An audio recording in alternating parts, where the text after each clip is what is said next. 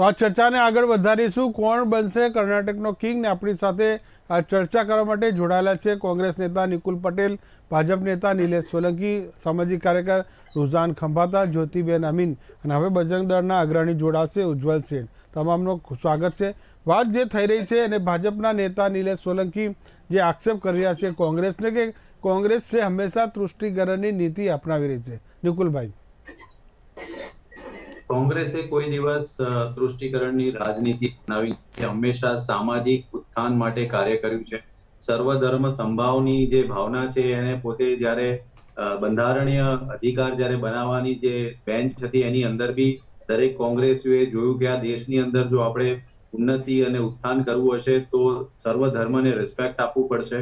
અને એના ભાગરૂપે જ આપણે જોયું કે હંમેશા એક સોશિયલિસ્ટ સ્ટ્રક્ચર, એ નહેરુજી હોય, ઇન્દિરાજી હોય કે રાજીવજી હોય, આપણે ઉત્તરો ઉત્તર આપણે જોયું અને પબ્લિક સેક્ટર્સ અન્ડરટેકિંગ્સને પ્રાવધાન આપવામાં આવ્યું, દરેક ધર્મને પ્રાવધાન આપવામાં આવ્યું, દરેક સમાજના લોકોને ઇક્વલ વોટિંગ, ઇક્વલ રાઇટ્સ, એ બધું જ આપતા આપતા આજે આપણે જોયું કે આજે આપણે દેશ કયા લેવલ પર આવ્યું છે. અને અમે હંમેશા લોકહિતની અને જન કલ્યાણની જ વાતો કરી છે. અમને કોઈ દિવસ કોઈ ધર્મને કે કોઈ પર્ટિક્યુલર સમાજને કેવી રીતના લઈને નથી ચાલે. જી એના ભાગરૂપે જ દેશની અંદર વર્ષો સુધી લોકોએ અમને સમર્થન આપ્યું છે. આજે ભારતીય જનતા પાર્ટીને આપ્યું છે તો ભારતીય જનતા પાર્ટીએ લોકહિતના કામ કરવા જોઈએ અને લોકો માટે કામ કરવા જોઈએ. અમે બી અમારા જે બી વિપક્ષ તરીકે જે બી પ્રસ્તાવ છે કર્ણાટકના ચૂંટણીને ધ્યાનમાં રાખીને અમે બધા જ મુસદ્દાઓ વ્યવસ્થિત રીતે જણાવ્યા છે. અને આવનારા દિવસોમાં અમને ખબર છે કે કર્ણાટકમાં જે રીતના શાસન ચાલી રહ્યા હતા લોકો એનાથી ખુશ નથી અને લોકોનું સમર્થન અમને આવનારા દિવસોમાં મળશે એવી અમને વિશ્વાસ છે. તો નિકુલભાઈ, જે તમારી સત્તા જે જેડીએસ સાથે હતી તો કેવી રીતે ગઈ? તમારા હાથમાંથી સત્તા કર્ણાટકની જનતાએ તમને મત આપ્યા હતા. એ સમયે જે બન્યું ઘટનાક્રમ એ ઘટનાક્રમના આધારિત બન્યું હતું. પણ ત્યાર પછી આપણે જોયું કે ભારતીય જનતા પાર્ટીનું બી શાસન હતું ને ત્યાં બી શું પરિસ્થિતિ ઉદ્ભવી એ આપણે જોઈ છે. અને અત્યારે હાલ દરેક કર્ણાટકા વાસીઓના મોંમાં છે કે 40% ભ્રષ્ટાચાર એ આ સરકારમાં ચાલી રહ્યો છે. અને અમે એ ભ્રષ્ટાચાર દૂર કરવા માટેના સંપૂર્ણ બહુમતવાળા સરકાર માટે આ વખતે કર્ણાટકના ચૂંટણીમાં ઉતર્યા છે. ને મેક્સિમમ જે બી સર્વેઝ આપણે જોયા છે બધા જ કોંગ્રેસ સમર્થનમાં આપણને જોવા મળી રહ્યા છે. માની લો કે તમને ફરીથી કર્ણાટકની જનતા તમને ફરીથી પાછી લાવે, કમબેક કરાવે, તો ક્યાં સુધી તમે આ કર્ણાટકની સરકાર ચલાવશો? કોઈ પબ્લિકને ખાતરી આપશો કે 5 વર્ષ સુધી અમે ટકી રહીશું સત્તા ઉપર? ડેફિનેટલી અમારા ઘણા બધા સરકાર 5-5 વર્ષ ચાલ્યા છે અને આપણે ડેફિનેટલી ચાલશે. એ યુપીએ 1 વખતે બી ઘણા બધા લોકો એવું કહેતા હતા કે સરકાર નહીં ચાલે, યુપીએ 2 વખતે બી એવું કહેતા હતા નહીં ચાલે, પરંતુ સંપૂર્ણ 5 વર્ષ સરકાર ચાલ્યું છે અને એ ચલાવીને બતાવીશું. કર્ણાટકાની અંદર આ વખતે પ્રજાએ પોતાનું મન બનાવ્યું છે ને લોકોને વિશ્વાસ છે કે ભાઈ ભારતીય જનતા પાર્ટી જે વાયદાઓ કરે છે એમાં પરિપૂર્ણ નથી થઈ શકી ને આ વખતે લોકોએ મન બનાવ્યું છે કે ડેફિનેટલી જે 40% ભ્રષ્ટાચાર વાળી સરકાર છે એને દૂર કરવા. જી જી, આપણી સાથે જોડાય છે નવા જે ઉજ્જવલ શેઠ છે, બજરંગ દળના જે અગ્રણી છે. નમસ્કાર ઉજ્જવલભાઈ. જે વાત ચર્ચા ચાલી રહી છે જે કર્ણાટકની ચૂંટણીમાં કોંગ્રેસનો મેનિફેસ્ટો છે અને ભાજપનો મેનિફેસ્ટો સામે છે. જેમાં કોંગ્રેસે મેનિફેસ્ટોમાં બજરંગ દળ અને પીએફઆઈ જેવા જે ઉગ્રવાદી સંગઠનો છે જે નફરત ફેલાવે જેમનું કામ છે તેમના પર તેમણે બેન મૂકવાની વાત કરી છે જો તેઓ સત્તા પર આવશે તો.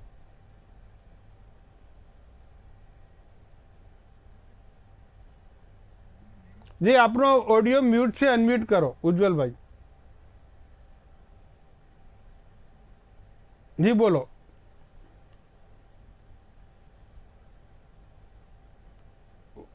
ઓડિયો મ્યુટ છે, અનમ્યુટ કરો.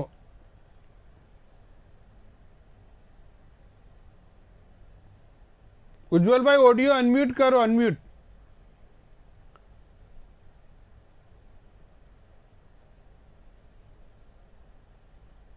બોલો. હા, જે વાત થઈ રહી છે કર્ણાટકની ચૂંટણીમાં કોંગ્રેસના મેનિફેસ્ટોમાં એક ફેસ્ટોમાં એક શરત એમને એ પણ છે કે જો તેઓ સત્તા પર આવશે તો પીએફઆઈ જેવા અને બજરંગ દળ જેવા સંગઠનો છે તેના પર અમે પ્રતિબંધ મૂકીશું.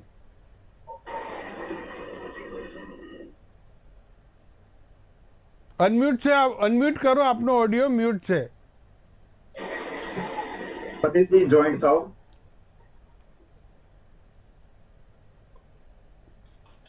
જી ફરીથી આપની પાસે આવીશ, રૂઝાનબેન પાસે જઈએ. રૂઝાનબેન, શું કહેશો જે અત્યાર સુધી ચર્ચા ચાલી રહી છે? હું મને ક્યારનું આપણા I am not a Congress spokesperson, જી પણ કદાચ એમને કદાચ ધ્યાન નહીં એટલું યાદ અપાઈ દઉં એમને, કારણ કે મેં અત્યારે થેન્ક્સ ટુ તમે બધા થોડો મેં મેનિફેસ્ટો વાંચી દીધો કર્ણાટકનો, ન તો હું તમારો ગુજરાતનો જ વાંચું છું, જી પણ થેન્ક્સ ટુ દેટ મેં વાંચ્યો. તો એમાં તમે ક્યારના આપણા નિલેશભાઈ ભાજપ નેતા કહે છે કે ભાઈ અમે આ લોકો હિન્દુત્વતાને બરબાદ કરવા માંગે છે ઇનડાયરેક્ટલી, એટલે બજરંગબલીનું ને એ બધા પોઈન્ટથી શોર્ટ ઓફ લો. પણ અંદર મેનિફેસ્ટોમાં અત્યારે વાંચ્યું તો ભાજપ કોંગ્રેસે તો બધું ઘણું બધું કરી છે હિન્દુત્વ માટે. એક્ઝામ્પલ આપણા ગાય એવું કમિટમેન્ટ આપ્યું છે કે જે ગાય પેલા છાન હોય ડગ કાવ ડગ એને અમે 3 રૂપિયા કિલો લઈશું. પછી અમે શું કહેવાય બહેનોને 2 ગાય ખરીદવા માટે ગાય બફેલો ખરીદવા માટે ઇન્ટરેસ્ટ ફ્રી લોન આપશું. પછી અમે મંદિરો 1000 કરોડ રૂપિયા લોકો જે ડિફંક્ટ મંદિર હોય કે જે પેલા જર્જરતી રહ્યા મંદિરો ને એ લોકોને રિસ્ટોરેશન માટે પૈસા લખ્યા છે. હજી તો એ લોકોએ પ્રીસ્ટ માટે જે 60 વર્ષથી ઉપરની એજના પ્રીસ્ટ એ લોકોને 5000 રૂપિયા કંઈક ઓનોરોરિયમ, બધા પ્રીસ્ટ એટલે ટેમ્પલના બી આવી ગયા, મોસ્ક ચર્ચ બધા આવી ગયા, સર્વ ધર્મના પ્રીસ્ટો આવી ગયા. એટલે મારો પોઈન્ટ અત્યારે કેવો છે કે આ બધું અનફોર્ચ્યુનેટલી આપણે કોંગ્રેસમાં જે મેં પહેલા સ્ટેટમેન્ટ મેક કર્યું તો ફરી થોડું પાછું મેક કરીશ કે કોંગ્રેસ કામ કરવા માંગે છે પણ એનો પ્રચાર પ્રસાર નથી કરી શકતી ને હંમેશા એ બેકફૂટ મોડમાં હોય છે, ડિફેન્સ મોડમાં હોય છે કે ભાઈ ભાજપનું સેલ બહુ સરસ છે, તો ટ્વિસ્ટ કરતા એ લોકોને બહુ સરસ આવડે છે, એમાં કોઈ ડાઉટ નથી, લેટ અસ એક્સેપ્ટ ધેટ. બરોબર છે. જે રીતે આપણે પહેલા બધું સાચી વાત છે કે પહેલા સારું કામ કર્યું આપણે, એ બીજી આશા હતી, ચાંદ તારાની બધી આશા હતી, હવે ચાંદ તારાના આશાઓ ઓછી થઈ રહી છે. પણ પોઈન્ટ અત્યારે એ છે સાહેબ કે અલ્ટિમેટલી લોકોએ પ્રજાએ, કારણ કે હું તો કર્ણાટક જઈને હું વોટ આપવાની નથી, પણ લોકોએ સમજવાનું છે. પણ હવે એ સાથે સાથે લોકો બી સમજીને ઘણીવાર વોટ આપી દેશે, પણ પછી નેતાઓએ સમજવાનું છે. કઈ રીતે કે પછી પેલી રોકડી ચાલુ થઈ જશે તો હવે કોંગ્રેસના નેતાઓ અગર એ લોકો કોંગ્રેસ સત્તામાં આવી જાય ભૂલે ચૂકે કે કોઈ બી રીઝન, તો પછી પાછું પેલું બધું શું કહેવાય અહીંથી ત્યાં પેલી કૂદકા મારવાનું ચાલુ થશે, સામ ડામ ડન બેટ ચાલુ થશે. એટલે લોકો બી કંટાળી જાય છે કે ભાઈ આ તો અમે કોઈક નેતાને વોટ આપીએ છીએ ને શું કે અલગ પાર્ટી જ ગવર્મેન્ટ બનાવી દે છે. એટલે આ બી કોંગ્રેસે યા જે બી પાર્ટી હોય એ લોકોને ધ્યાન રાખવું બહુ જ જરૂરી છે. ને એ સામે મારે બીજો એક ઇમ્પોર્ટન્ટ પોઈન્ટ કરવો છે કે આજની તારીખમાં આપણે જે ઇન્ડિયાની જે છે આખી જે ઇન્ડિયાની ગ્લોબલ ઇકોનોમી સામે આપણે કમ્પેરિઝન કરીએ તો લેટ અસ એક્સેપ્ટ ધેટ કે અત્યારે ગ્લોબલ ઇકોનોમી વીક છે, India is a better this thing than the world. એટલે લોકોએ સમજવાની જરૂર છે કે હવે આપણા દેશને આપણે આગળ લઈ જવું હોય તો આપણે આજે ધર્મવાળો પોઈન્ટ, પછી આજે શું કહેવાય પેલું દેશ માટે શું પેલું ટેરરિસ્ટ અટેકો થાય છે આપણા દેશ પર, એ બધું કાઢી લેવું પડશે મનમાંથી અને એક ફોકસ કરવો પડશે કે અમારે ગ્રોથ ને ડેવલપમેન્ટ પાછળ જ કામ કરવું છે, જેમાં ઓબ્વિયસલી કરપ્શન ના આવે. કારણ કે લેટ અસ એક્સેપ્ટ ધેટ, ખોટું લાગશે ભાજપના નેતાને પણ સત્ય છે કે કરપ્શન દિવસે ને દિવસે ઇન્ડિયામાં વધી રહ્યું છે. અને આ તો સૌથી ઇઝી એક્ઝામ્પલ આપું તો આ મોરબીનો જ એક્ઝામ્પલ છે જે હજી મારા માથા પર રમી રહ્યો છે કે ભાઈ આટલું બધું પેલા મોરબીમાં પુલ તૂટી ગયો હતો પણ તો બી ગવર્મેન્ટે કઈ ના કર્યું, આખરે જ્યુડિશિયરી વચ્ચે પડવું પડ્યું. એટલા માટે સાહેબ દેશે આજની તારીખમાં કરપ્શન સામે સ્ટ્રોંગ પગલા લેવા પડશે. જી સર. જી, જનતા જોઈ રહી છે, તમારું કેવું એવું છે બધું? જ્યોતિબેન પાસે આવી. જ્યોતિબેન, જે રીતે નિકુલભાઈએ પણ કીધું કે યુપીએ સરકાર પાર્ટ 1 અને 2 માં પણ આવી હતી. અગાઉ મેં કીધું કે કર્ણાટકમાં તેમની જ સત્તા હતી પણ ફરીથી કેટલાક નેતાઓ પાર્ટી બદલી અને તેમના હાથમાંથી સત્તા જતી રહી. મનોજભાઈ, આ જ વસ્તુ છે કે એક વખત એક પક્ષ કોઈ સત્તા ઉપર આવે તો ત્યાં પછી હોર્સ ટ્રેડિંગ ચાલુ થઈ જાય અને ખરેખર જનાદેશ જે પક્ષમાં આવ્યો હોય એ પક્ષની સત્તા રહે જ નહીં. એટલે ખરેખર તો હું આવા ધારાસભ્યો જે એક પક્ષ છોડીને બીજી પક્ષમાં સત્તાની ને પૈસાની લાલચે જતા રહે, હું એમને ખરા દેશદ્રોહી માનું છું. કારણ કે એ લોકો સાચા પ્રજાદ્રોહી છે. એમને પ્રજાના વિશ્વાસનો ભંગ કર્યો. રાષ્ટ્ર એટલે શું છે? પ્રજા. રાષ્ટ્ર કઈ એવું બીજું એક સ્થૂળ ઇમારત તો છે નહીં ને. એટલે પ્રજાનો જે દ્રોહ કરે એ જ સાચા રાષ્ટ્રદ્રોહી કહેવાય.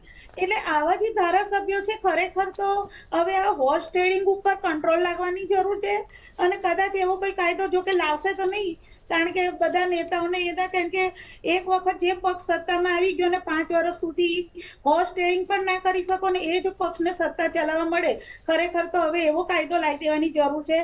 કારણ કે આની પાછળ પછી પછી બ્લેકના કરોડો રૂપિયાનું ટ્રાન્ઝેક્શન થતા હોય છે અને એ લોકોને પદની લાલચ આપવામાં આવતી હોય છે. એટલે તમે વિચારો કે પછી આપણી શાસન વ્યવસ્થા કઈ રસાતળ પર જઈને અટકે, જ્યારે આવા લોકો પછી મંત્રી પદ પર આવી જાય અને પછી એવા લોકો સત્તા બનાવે, કાયદા બનાવે, તો પછી આપણું જે આખું એક સ્ટ્રક્ચર છે શાસન વ્યવસ્થાનું એ તૂટી જાય.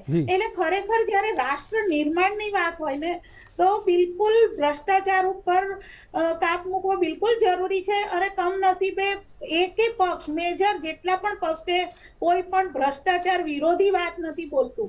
પક્ષની સામેવાળા પક્ષને કાપી નાખવાની વાત કરશે પણ ભ્રષ્ટાચારને કાપવાની વાત કોઈ નથી કરતું. એટલે કારણ કે આ બધાનું જે આ આખી જે બધી છે ને એનું આ આખું કારણ જ ભ્રષ્ટાચાર છે અને એને લીધે જ પછી કરોડોના ખેલ ચૂંટણીઓમાં થાય અને પછી જ્યારે ચૂંટાય એટલે કરોડો પાછો લેવા ફરી બીજો મોટા પાયે ભ્રષ્ટાચાર થાય. એટલે કર્ણાટકમાં કોંગ્રેસે આ સૌથી મોટો મુદ્દો જો ઉઠાવ્યો છે 40% કમિશનનો, કે જે યેદુરપ્પાની સરકાર હતી જેમાં કરોડોના જે ભ્રષ્ટાચાર થયા અને 40% કમિશનનો મુદ્દો ઘર ઘર સુધી પહોંચ્યો. બાદમાં યેદુરપ્પાને ખસેડીને બસવરાજ બોમ્માઈને સત્તા સોંપવામાં આવી. આપણી સાથે ફરી જોડાય છે બજરંગ દળ અગ્રણી ઉજ્જવલભાઈ. અવાજ આવે છે મારો? જી જી. હવે જે સવાલ એ હતો કે કોંગ્રેસના મેનિફેસ્ટોમાં પીએફઆઈ અને બજરંગ દળ પર પ્રતિબંધ મૂકવાની વાત હતી અને તેમની સામે કાયદા પ્રમાણે કામ લેવાની વાત હતી જો તેઓ સત્તા પર આવશે તો. જો પહેલી વાત તો દેશમાં કોઈ પણ સંગઠન દેશના સંવિધાનથી ઉપર નથી. આજે પણ બજરંગ દળ દ્વારા કોઈ પણ એવી ગતિવિધિ થતી હોય તો એના ઉપર કાયદાકીય પ્રવૃત્તિ કરવામાં આવે જ છે. જ્યાં સુધી વાત પ્રતિબંધની રહી તો પીએફઆઈ ઘણી બધી ટેરરિસ્ટ એક્ટિવિટીમાં સંકળાયેલું છે, એટલા માટે દેશમાં 5 વર્ષનો ઓલરેડી પ્રતિબંધ મૂક્યો છે. એટલે એના પર કોઈ ચર્ચા કરવાનો વિષય જ નથી આવતો. અને બજરંગ દળની રહી તો 1980માં જે 400 સીટ હતી ત્યાંથી અત્યારે 40 સીટ સુધી જે આવી ગયા, એનો જે ખોફ છે, એનો જે ડર છે એ વિશ્વ હિન્દુ પરિષદ અને બજરંગ દળનો એમની પર રહ્યો છે અને જે રહેવો જ જોઈએ. જ્યારે હિન્દુત્વ વિરોધી અને દેશ અમારી વિચારધારા વિરોધી વાત થશે ત્યારે ફરી એમણે પાછું નીચે પટકાવવું જ પડશે. એના માટે થઈને એનાથી ડરીને એક રાજ્યમાં પ્રતિબંધ કરવાથી આખા દેશમાં તમારા વિરોધનો સામનો કરવો પડશે. જો કોંગ્રેસ એના માટે તૈયાર હોય તો એ આવા મેનિફેસ્ટોમાં પોતાના પગ પર કુહાડી મારવા જેવું કામ કરી રહી છે. અચ્છા ઉજ્જવભાઈ, તમે કોઈ કર્ણાટકમાં કોઈ બોમ્બ બ્લાસ્ટ કર્યા હોય તમારા સંગઠને, કોઈ આતંકી હુમલા કર્યા હોય એવું કોઈ ખરું બેકગ્રાઉન્ડ તમારું? આખા દુનિયામાં આખા દેશમાં કોઈ આતંકવાદી હુમલામાં બજરંગ દળ સંકળાયેલું હોય એવું આજ સુધી મારા ધ્યાનમાં નથી આવ્યું. અને છતાં સંકળાયેલું હોય તો 15 વર્ષ પહેલા સુધી આમની સરકાર હોય એ અમને છોડે એવો અમને વિશ્વાસ નથી. જી, આપણે નિકુલભાઈ પાસે નિકુલભાઈ જે વાત થઈ તમારા મેનિફેસ્ટોમાં જે પીએફઆઈ ને બજરંગ દળની કમ્પેરિઝન, તો આ કયા આધારે કંઈ કરી હશે? કોઈ તમને કોઈ બેકગ્રાઉન્ડ મળી હશે, કોઈ ઇન્ફોર્મેશન મળી હશે, અથવા તો કોઈ પ્રૂફ કે કેસ મળ્યા હશે કે આ સંગઠનને આપણે સત્તા પર આવીશું તો આને પ્રતિબંધ મૂકીશું?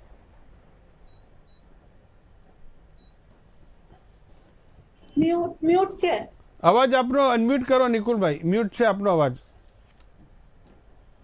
ઓકે, હવે અવાજ સંભળાય? હા જી જી બોલો છો. રાઈટ. જો કોઈ બી મેનિફેસ્ટો આવે તો ત્યાં લોકલ લેવલ પર જે બી રિસર્ચ થયા હોય એના આધારે થયું, અને કર્ણાટકમાં જે બી રિસર્ચ થયા છે મેનિફેસ્ટોની ટીમે કયા આધારે મુદ્દા લખ્યા છે એ આપણે જોવાનું રહ્યું. પરંતુ કોઈ બી એક્ટિવિટી હોય એ કોઈ બી સંગઠન હોય એ દેશની અંદર કાર્યરત કરી રહ્યો સંવિધાનિક અધિકારની અંદર તો એ મોસ્ટ વેલકમ છે. પરંતુ જે રીતના મુસદ્દો આવ્યો છે એમાં ફરીથી હું કહેવા માંગીશ કે બજરંગ દળ અને બજરંગ બલીને કોઈ પણ જાતના કમ્પેરિઝન કરીને ભારતીય જનતા પાર્ટી એનો જો સીધો ફાયદો ઉઠાવવાનો પ્રયત્ન કરશે તો મને નથી લાગતું કે કર્ણાટકમાં એમને સફળતા મળે. કારણ કે બજરંગ બલી એ આપણા એક દેવ છે અને હંમેશા કોંગ્રેસે દરેક દેવને રિસ્પેક્ટ આપ્યું છે અને દરેક દેવને એ સન્માનનીય છે. પરંતુ જે રીતના ભારતીય જનતા પાર્ટી આજે આ મુદ્દાને આગળ કરીને કાર્યવાહી કરી રહી છે, મને એવું લાગે છે કે એમની પાસે હવે કોઈ મુદ્દો નથી રહ્યો. કારણ કે એમના આટલા ડબલ એન્જિનના સરકાર, આટલા વર્ષની શાસન, પરંતુ એમના બધા જ મેનિફેસ્ટો ખાલી જુમલા સાબિત થયા છે અને કર્ણાટકની જનતાને ખ્યાલ આવી ગયો છે કે કઈ રીતના ભ્રષ્ટાચારે માઝા મૂક્યો છે કર્ણાટકની અંદર. એટલે કે આ મુસદ્દો કશું છે જ નહીં. અમારા બી મેનિફેસ્ટોની અંદર ઘણા સારા મુદ્દાઓ છે જે અમે લોકોની વચ્ચે લઈ જઈને અમે પ્રચાર પ્રસાર કરીશું અને અમને વિશ્વાસ છે આવનારા દિવસોમાં કે આ મુદ્દો ખાલી નિમ્ન રહેશે અને આવનારા દિવસોમાં કર્ણાટકની પ્રજા મુદ્દા આધારિત વોટિંગ કરશે, ન કે કોઈ ધર્મ આધારિત કે આવા કોઈ વાતોના આધારે. જી નિલેશભાઈ, તમારા બીજેપીના મેનિફેસ્ટોમાં ઘણા બધા અલગ અલગ જે પબ્લિક માટે યોજનાઓ આપી છે. બીપીએલ પરિવારને 1.5 લીટર નંદિની દૂધ આપીશું, માસિક રાશન 5 કિલો અનાજ આપીશું, ખેડૂતોને બિયારણ માટે 10,000 આપીશું, 3 ગેસ સિલિન્ડર મફત આપીશું. આ બધા મેનિફેસ્ટો કરતાં બજરંગબલીને કેમ તમે હાઇલાઇટ કરી રહ્યા છો? મનોજભાઈ, મેનિફેસ્ટો 100% કોંગ્રેસના સારા હશે, ભારતીય જનતા પાર્ટીના બી સારા છે કે અમે લોકો ત્યાં ગવર્મેન્ટ રિપીટ કરી રહ્યા છે. એનો મતલબ કે અમે લોકો જે પેપર ઉપર હતા કામ એ ટેબલ પર કરી રહ્યા છે અને એનું એક્ઝિક્યુટ કરી રહ્યા છે અને એનું જે મુહૂર્ત કરેલું હોય, ખાત મુહૂર્ત કર્યું હોય તો એનું ઇનોગ્રેશન સુધી અમારી સરકારે કરેલું છે. એનો મતલબ કે અમે ત્યાં કામ કરી રહ્યા છીએ. બીજી વસ્તુ એક બહુ જ આ ડિબેટમાં મજાની વસ્તુ યાદ આવી કે રિસર્ચ જે નિકુલભાઈ કીધું કે એ મારા પરમ મિત્ર છે, બહુ સરળતા અને શાલીનતા છે એમનામાં, એ મને બહુ જ ગમે છે. પણ એમને કહ્યું કે રિસર્ચ, કોઈ પણ મેનિફેસ્ટો રિસર્ચ વગર બહાર ના આવે. જો ત્યાંને સ્થાનિક લોકો રિસર્ચ કર્યા હોય, તમને એવું લાગે છે કે ગાંધી ફેમિલીની બહાર કોઈ રિસર્ચ થયું હોય કે 10 જનપદ થી સિવાય કોઈ રિસર્ચ થયું હોય?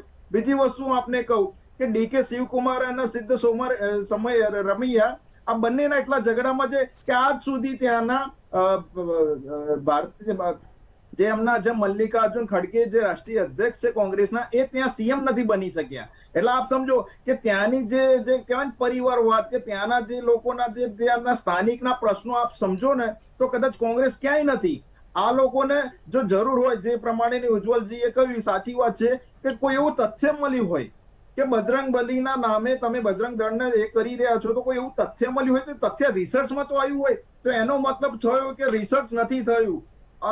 અંધારામાં અણસણ જે હોય મુદ્દા નાખી દીધા છે અને હવે મુસ્લિમ વોટોની ભીખ માંગવા માટે ગાંધી ફેમિલી અને રાહુલ ગાંધીજી બહાર આવી ગયા છે મેનિફેસ્ટોના આધારે. હું આપને કહું બીજી વસ્તુ કે મલ્લિકાર્જુન ખડગે જો પ્રધાનમંત્રીને ગાળો બોલે, એમનો છોકરો બી બાકી ના રાખે, એમનો દીકરો બી એમને ગાળો બોલે, એટલે આનો મતલબ એવો થયો કે આ લોકોને ત્યાં સત્તા નથી જોઈતી. આ લોકોને જે પ્રમાણેની 100% હું કહું છું કે ત્યાં કરપ્શન થયું હશે તો કરપ્શન ઓછું કરવાનું કામ ભારતીય જનતા પાર્ટીની સરકાર કરેલું છે. હમણાં જ એમના અમારા પૂર્વ સીએમ લઈ ગયા, બહુ પૂર્વ સીએમ સારા છે પણ એમને લાલચ લોભ લાલચ આપીને લઈ ગયા. એટલે એનો મતલબ એવો થયો કે કોંગ્રેસના કોઈ પણ ઇન કેન રીતે ત્યાં સત્તા લેવી છે અને હવે છેલ્લા શ્રી રામ ભગવાનના શિષ્યને પણ નથી છોડ્યા. કેમ એમને જો કોઈ તથ્ય મળ્યા હોય તો રાજસ્થાનમાં કોઈ એમને કોઈ કહેવાય કે કોઈ પગલા ના લીધા, કેરળમાં ના લીધા, તો એનો મતલબ એવો થયો કે ત્યાં મુસ્લિમની તૃષ્ટિકરણની રાજનીતિ કરી રહ્યા છે. અને એમને એક ઉલ્લેખ કર્યો કે નહેરુજી છે, તો નહેરુજીને પણ સત્તા લેવા માટે એમની જોડે 15 જે કોંગ્રેસ કમિટીના 15 જે વોટ હતા એમાંથી 12 વોટ સરદાર સાહેબને મળ્યા હતા અને 3 વોટ રાજાજીને મળ્યા હતા, આચાર્ય ગોપાલજીના. તો એમાંથી એક પણ વોટ ના મળ્યો હોય અને પ્રધાનમંત્રી બન્યા હોય તો આપણને એ પહેલા પ્રધાનમંત્રીની કાબિલિયત તો ખબર જ હોય. બીજી વસ્તુ કે એમના પ્રધાનમંત્રી બનવા માટે ભારતના ભાગલા પાડ્યા. તો આ એક જ વસ્તુ ચાલી રહી છે શરૂઆતથી. એ મહાત્મા ગાંધીજીના લોકો વટાઈ કરે છે અને આ જે ફરજી ગાંધી છે એ લોકોને વટાયા કરે છે. પણ એ લોકોને ખ્યાલ નથી આવતો પાછળ ક્યાં પડી ગયા. ઉજ્જવલ પાસે જે ભાઈ નિકુલભાઈ પાસે આપણે જવાબ આવ્યો, તેમણે કીધું કે કોઈક રિસર્ચ થયું હશે મેનિફેસ્ટોની ટીમમાં, તેથી આ પગલું ભરે મેનિફેસ્ટોમાં આ પ્રકારનું નામ લખાયું છે. ના, આમાં વિવેકભાઈ રિસર્ચ ખાલી એક જ થયું છે કે 1984 પહેલા જે આપણી 400 સીટો હતી એ 44 કેમની થઈ ગઈ, કયા કયા સંગઠનમાં વધારો થયો, તો એમાં વિશ્વ હિન્દુ પરિષદ ને બજરંગ દળનું રામ જન્મભૂમિનું આંદોલન આવ્યું. એટલે આ રિસર્ચના આધારે થયું હોય તો આ શક્ય છે, બાકી કોઈ રિસર્ચના આધારે બજરંગ દળ બેન કરવાની વાત શક્ય નથી. બીજું રાજસ્થાનની વાત કરું, રાજસ્થાનમાં અમારા 3 પ્રાંત છે, 3 સંયોજકો છે બજરંગ દળના, કર્ણાટકમાં 2 છે, રાજસ્થાનમાં આના કરતા લગભગ 10 ગણું કામ બજરંગ દળનું ચાલી રહ્યું છે. તો પણ રાજસ્થાનમાં આજ સુધી એવી એક પણ ઘટના એમની સરકારે રિપોર્ટ નથી કરી કે જે બજરંગ દળે શાસન વિરોધી અથવા દેશ વિરોધી કરી હોય.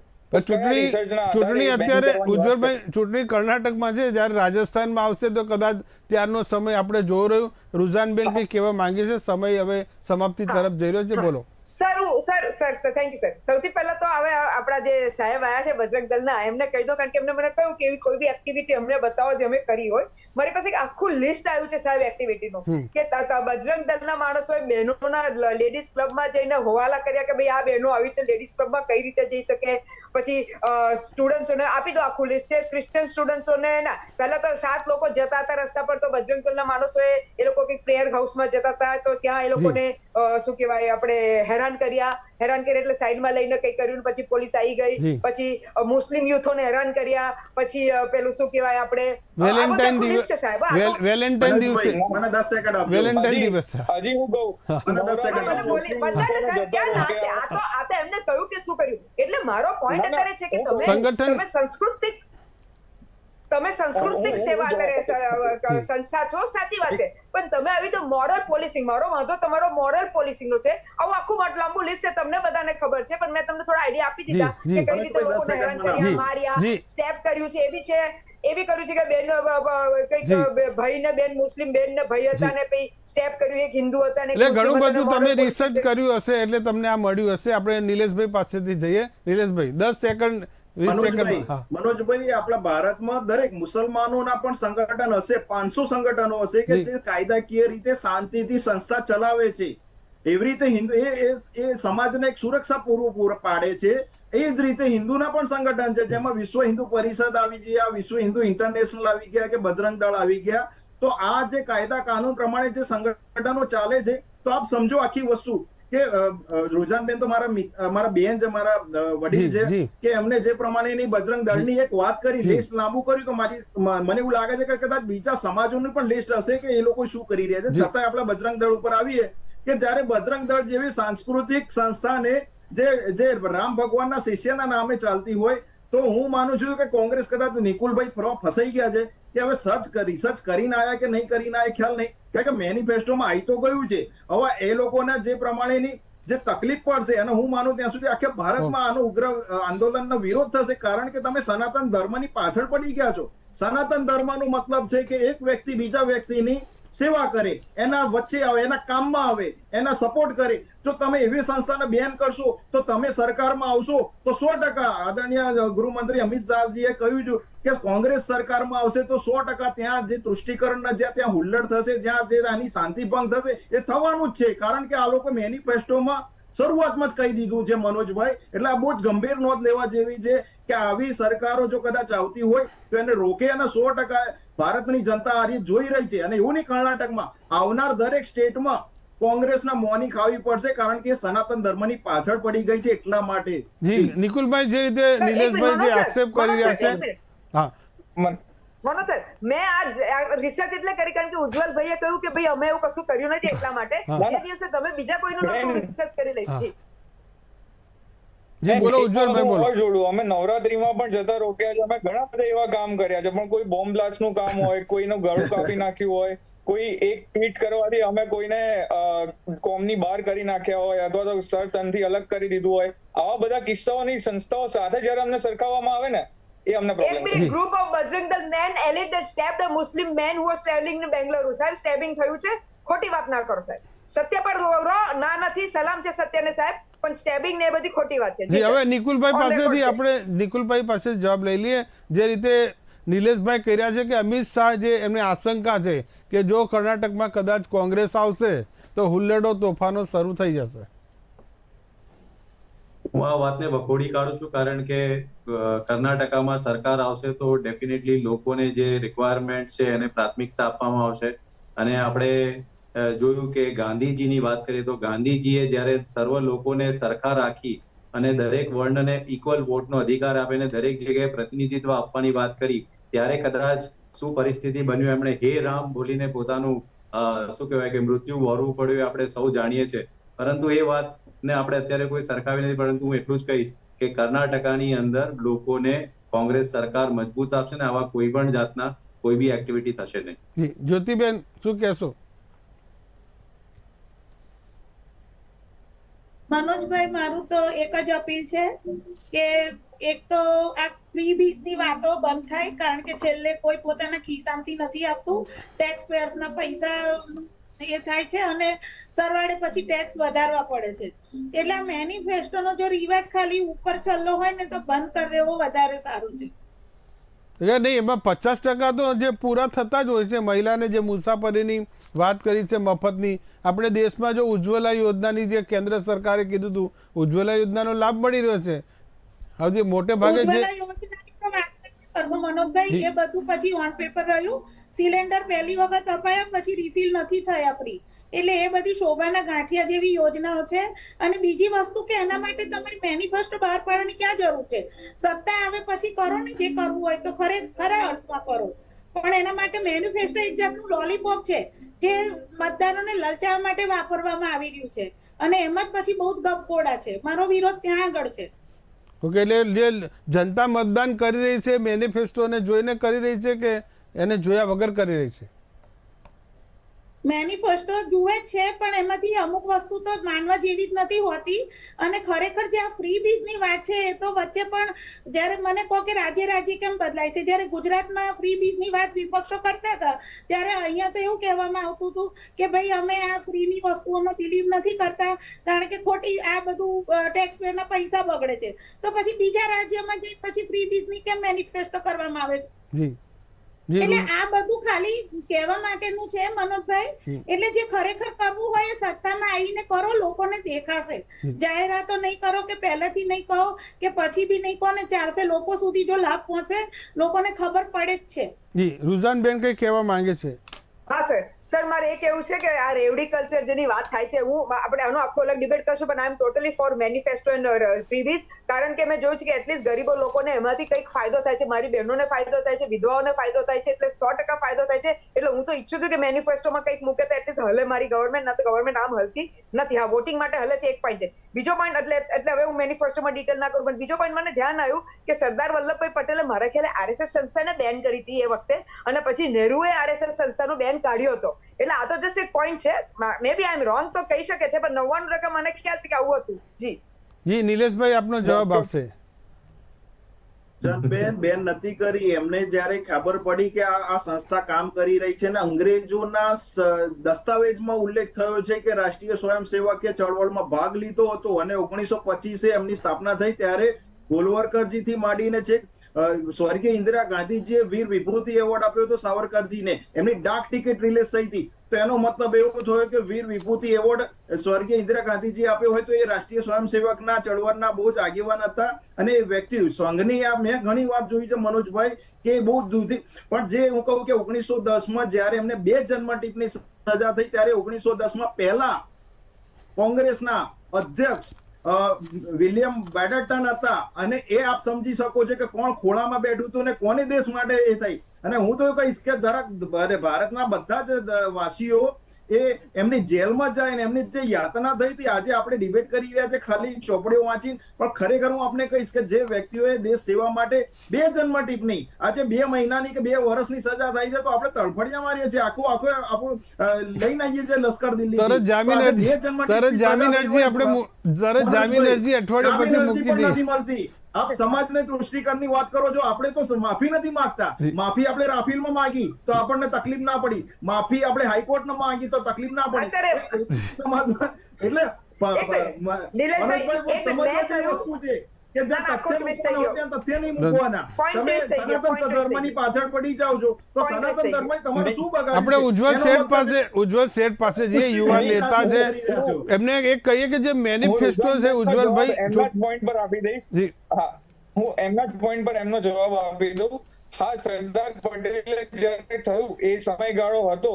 પછી જયારે 1948માં કારગિલનું જે પાકિસ્તાન તરફથી આક્રમણ કરવામાં આવ્યું ત્યારે સંઘે જે હવાઈ પટ્ટીની સેવા કરી એના પછી 1950માં આજ સુધી સંઘ માત્ર એક એવું સંગઠન છે કે જેણે ત્યાંના આપણા એટલે રાજપથ પર જે પરેડ થાય છે સ્વતંત્રતા દિવસે કે આપણા પ્રજાસત્તાક દિવસે એ પરેડમાં હિસ્સો લેવા માટે આમંત્રણ આપ્યું હોય. અને આ સંઘ એકમાત્ર એવું સંગઠન આજ સુધી રહ્યું છે.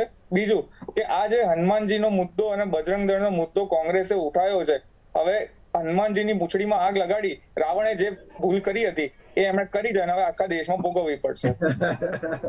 જી, બીજું જે વાત થઈ રહી છે આપણે મેનિફેસ્ટોની, કે મેનિફેસ્ટોમાં ભાજપ હોય, કોંગ્રેસ હોય કે કોઈ પણ પાર્ટી હોય, જે અંદર વાયદા જે આપે છે એ પૂરા કરીને કરે છે ખરા, કે જનતા એ મેનિફેસ્ટો જોઈને વોટ કરે છે? જો જનતા વોટ કરે ત્યારે એમની સામે મેનુ તો હોવા જોઈએ કે કોણ શું કરવા જઈ રહ્યું છે. તો આ એવી રીતનું છે, કેટલીક પાર્ટીઓ પૂરી કરે છે. અમારા તો અત્યાર સુધીના 2 મોટા મુદ્દા પૂરા કર્યા છે, એટલે અમે કંઈ કહી ના શકીએ. 370, ટ્રિપલ તલાક અને જલ્દીમાં જલ્દી યુનિફોર્મ સિવિલ કોડ થઈ જશે. રામ જન્મભૂમિનું ચુકાદો ભલે કોર્ટે આપ્યો હોય, પણ એને જલ્દી બનાવવાનું કામ આ સરકાર કરે છે. જો કોંગ્રેસ કરશે તો અમે કોંગ્રેસને સપોર્ટ કરીશું, પણ એ નહીં કરી શકે.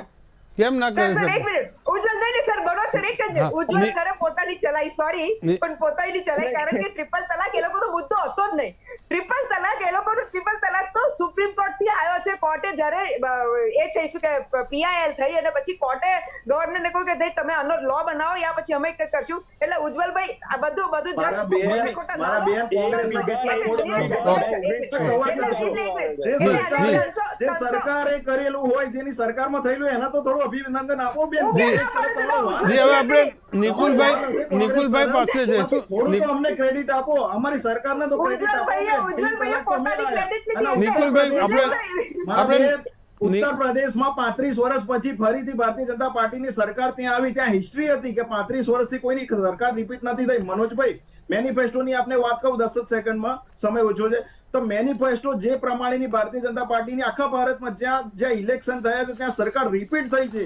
કોંગ્રેસે નથી પાલન કર્યું, એટલા માટે પંજાબ ખોઈ બેઠા. હિમાચલમાં 100% એમને કામ કરેલું છે તો આવ્યું. અમે ત્યાં અમારી સરકારના જે કામ હતા ત્યાં થોડા ઓછા પડી ગયા કે અમે ધ્યાન ના આપી શક્યા, પણ અમારી સરકારે હંમેશા મેજોરિટી રિપીટ કરી છે. એનો મતલબ કે ત્યાં કામ થયેલા છે. અને હું આપણે ગુજરાતની જ વાત કરું, આપણે બધા ગુજરાતમાં બેઠા છીએ, તો ગુજરાતના જેટલા મેનિફેસ્ટો છે એની પર કામ ચાલુ થઈ ગયું છે. 5 લાખ મા કાર્ડના હતા ઓસ્ટ્રેલિયા પીએમ જઈના, તો એને 10 લાખ થઈ ગયા છે. તો કેટલા એવા લાભાર્થી મળશે? ઉજ્જવલા જે બેને વાત કરી, જ્યોતિબેને, તો ઉજ્જવલા માટે પણ એ યોજના ચાલુ છે. પણ ચાલુ છે, પણ એ જે જ્યોતિબેનનું કેવું છે કે ફરી સિલિન્ડર મળતા જ નથી. ખાલી ઉજ્જવલા યોજનાનો એક જ વાર લાભ મળે છે, રિપીટ થતો નથી. મારો નંબર મનોજભાઈ જોડે લઈ લેજો. જ્યોતિબેન આ પતે એપિસોડ પછી, અને ભારતીય જનતા પાર્ટી કોઈ ખોટા વાયદા નથી કરતી, કારણ કે 140 કરોડની જનતાના આશીર્વાદ મળે છે. અને કર્ણાટકમાં પણ જોજો કે જે રીતે આ લોકોએ ભૂલથી સનાતનનો ધર્મનો જે